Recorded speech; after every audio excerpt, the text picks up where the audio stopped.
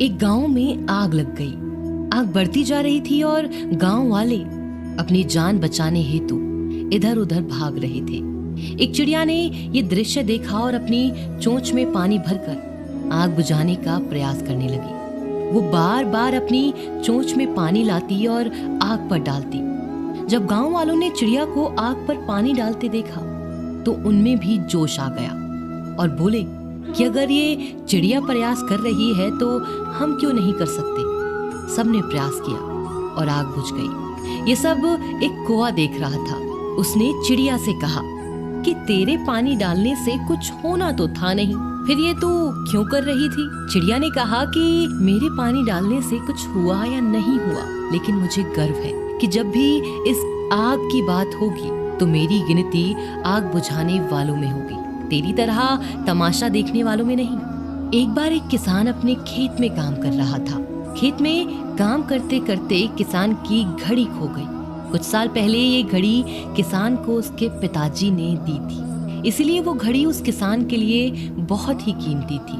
अब किसान सब काम छोड़कर घड़ी ढूंढने लगा, लेकिन बहुत देर होने के बाद भी उसको वो घड़ी नहीं मिली। थके हुए किसान ने पास में खेल रहे बच्चों को बुलाया और उनसे कहा कि बच्चों, इस खेत में मेरी घड़ी घूम गई है। मैं बहुत देर से घड़ी ढूंढ रहा हूँ और तुम में से जो मेरी घड़ी ढूंढने में मदद करेगा मैं उसे एक इनाम दूंगा। इनाम के उत्साह में सब बच्चे उस घड़ी को ढूंढने में लग गए, लेकिन इतने बड़े खेत में छोटी सी घड़ी ढूंढना बहुत ही मुश्किल काम था। कुछ घंटों बाद सब बच्चे जाने लगे। किसान ने भी अपनी उम्मीद छोड़ दी। अब वो भी घर जाने की तैयारी कर रहा था। आखिर में एक बच्चा किसान के पास आया और उसने बड़ी शान से कहा कि सब बच्चे चले गए, मुझे बस थोड़ी देर और घड़ी ढूंढने दीजिए ना।